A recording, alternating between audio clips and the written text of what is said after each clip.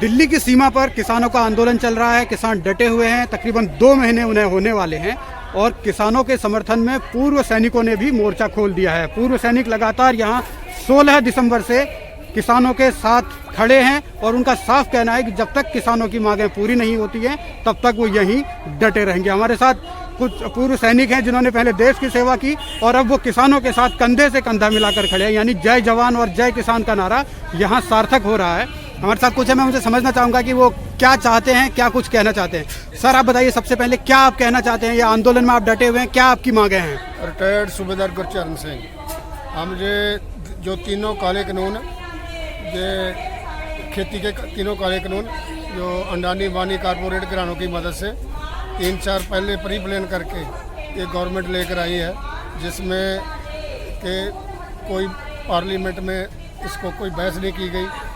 जो राज्यसभा में इनका बहुमत नहीं था वहाँ भी हुलड़बाजी से पास कराया गया है। जो तीनों कानून जो है किसानों के लिए डेथ वारंट है। हम किसानों के समर्थन में आए हैं। जब तक ये तीनों कानून गवर्नमेंट वापस नहीं लेती, एमएसपी के ऊपर लीगली कानून नहीं बनता तो खरीद के ऊपर, तब तक हम जहाँ डटे रहेंगे किसानों के समर्थन में। सर कई दौर की वार्ता भी किसानों की सरकार के साथ हो चुकी है, लेकिन आखिर आपको क्या वजह लगती है कि सुलह नहीं हो पा रही? किसानों को लगातार आंदोलन पे डटे रहना पड़ रहा है, क्या मजबूरी हो सकती है सरकार की? सरकार मजबूर है क्योंकि सरकार ने जो अडानी वानी से पैसा खा लिया है। अगर ये हमें कानून वापस लेती तो वो इसको डांटेगी। अगर यहाँ कानून वापस नहीं लेती तो यहाँ फंसी हुई है सरकार। पूरा देश आंदोलन में बैठा है, इसलिए वो कानून वापस नहीं जल्दी ले टरका रहे हैं हम लोगों को। हम तो जाएंगे नहीं जब तक ये कानून वापस नहीं ले लेते, तब तक वहाँ यहाँ बैठे और बैठे रहेंगे। तो साफ तौर पर आप देख सकते हैं कि उनकी सीधी चेतावनी है, जब तक कानून वापस नहीं होंगे, और वो उन्हें काले कानून भी कह रहे हैं। सर आप लोगों ने पहले सीमा पर देश की सेवा की, रक्षा की देश की, और अब आप यहाँ दिल्ली की सीमा पर, देश की राजधानी की सीमा पर किसानों के साथ डटे हुए हैं। क्या लगता है आपको कि आखिर ऐसी नौबत देश के अंदर क्यों आई है? मैं सूबेदार मेजर जयप्रकाश मिश्रा, संस्थापक और राष्ट्रीय अध्यक्ष वेटरन्स एसोसिएशन। ये सरकार जो है अपने जितने चुनाव लड़ी है 6 साल से, चुनावों में ज़्यादा से ज़्यादा पैसा खर्च कर दे रही है और जो है वो पैसा कारपोरेट घरानों से लेकर खर्च किया है, जिसके एवज में जब कुछ न कुछ तो देना पड़ेगा। अब जो मांग सीधा बाकी तो सब बेच ही दिया, रख के गया, रेलवे से लेके आया, बैंक से लेके आया, एयरपोर्ट से लेकर सब एक एक करके बेच दिया। अब बचा हुआ था कृषि जो कि किसानों के पास था, उस पर भी उनका निगाह हो गया। अब वो ये चाह रहे हैं कि कृषि भी ले करके और इनको बिल्कुल गुलाम कर दिया जाए, जो कि असंभव है, वो होने वाला नहीं है। एक और ये बड़ा गंभीर सवाल है कि सरकार की ओर से बार बार ये कहा जा रहा है कि कई देशद्रोही ताकतें इस आंदोलन में हैं, कई अराजक तत्व हैं। सर आपको लगता है कि किसानों के इस आंदोलन में अराजक तत्व हैं और जो इसको सपोर्ट कर रहे हैं, यानी अराजकता फैलाई जा रही है क्या इस आंदोलन के जरिए? जय हिंद, मैं मणिदेव चतुर्वेदी, रिटायर्ड बीएसएफ बनारस से। इस तरह का आरोप जो निराधार हो रहा है, इसको सुप्रीम कोर्ट ने माना कि ये वास्तविक किसानों का आंदोलन है, उसी के आधार पर उन्होंने बिल को होल्ड किया।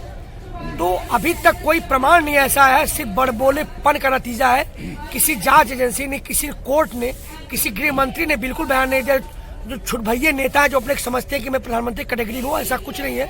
हमने उसी को देखते हुए यहाँ तमाम पूर्व सैनिक आए और यहाँ जाके हमने देखा यहाँ किसी भी प्रकार का कोई भी खालिस्तानी हमें नहीं मिला, माओवादी नहीं मिला, कोई पाकिस्तानी प्रो नहीं है। सब लोग भारतीय जो एक लोकतंत्र का पर्व मना रहे हैं, जो एक पेट बनाम कारपोरेट की लाई है, उस लाई में लोग सभी लगे हुए हैं। यहाँ लोग घरों से दाल, चावल, चीनी, गुड़, खीर लेके आते हैं। ऐसा कुछ भी नहीं है, ना कोई फंडिंग की बात है, ना कुछ ऐसा। बिल्कुल सही तरीके से चल रहा है और निश्चित रूप से एक नए भारत उदय की तरफ बढ़ते हैं, जहां हम सत्ता परिवर्तन के साथ व्यवस्था परिवर्तन की बात करेंगे। जी हाँ सर, आप बहुत सीनियर हैं, आपने दुनिया देखी है, पहले सेना में रहे और अब आंदोलन को आप सपोर्ट कर, क्या लगता है? हम 1965 की लड़ाई लड़ी है, हमारी 75 साल की उम्र हो गई है और आज हम सड़कों पर बैठे हुए हैं। क्या कहना चाहेंगे सर आप? सरकार से क्या कहना चाहेंगे? आप तो मजबूत सिपाही हैं। तो यही कहना चाहते हैं अपने काले कानून जो तीनों वापस ले, और अब ये जो सड़कों पर संघर्ष कर रहे हैं, मर रहे हैं, वो बेचारे अपने घर को जाए। जी चलिए, तो ये देखा आपने, पूर्व सैनिक लगातार डटे हुए हैं और वो यही कह रहे हैं कि जब तक किसानों की मांगें पूरी नहीं होती तब तक वो यहाँ पर डटे रहेंगे और अपनी आवाज़ बुलंद रखेंगे। किसी भी तरीके से वो नहीं चाहते कि किसानों के साथ अन्याय हो। सर, आप क्या कहना चाहेंगे, किस तरीके से इस आंदोलन को आप लोग सपोर्ट कर रहे हैं और क्या आपको लगता है कि सरकार मानेगी मांग आपकी? जी बिल्कुल, सरकार से अपील करेंगे कि आप मान जाएं, किसानों की जो मांग है वो जायज़ है। आप की जो गलत नीतियां हैं, अभी तक आपने नोटबंदी की, जीएसटी लेके आए, जो भी आप लेके आए वो सारे के सारी आपकी योजनाएं जीरो हो चुकी हैं। देश बेरोजगार है, देश के लोगों की जेब में पैसा नहीं है, पेट के अंदर अन्न जो होता है वो भी आप अभी पूंजीपतियों को दे रहे हो। आपकी भलाई इसी में है कि आप 19 तारीख को होने वाली मीटिंग में इस बिल को वापस ले लें, वरना हमें आगे बढ़ने से कोई नहीं रोक सकता। हम संसद का घेराव करेंगे और जितने भी सत्ताधारी पार्टियां हैं सबको संसद से बाहर उखाड़ के फेंक देंगे।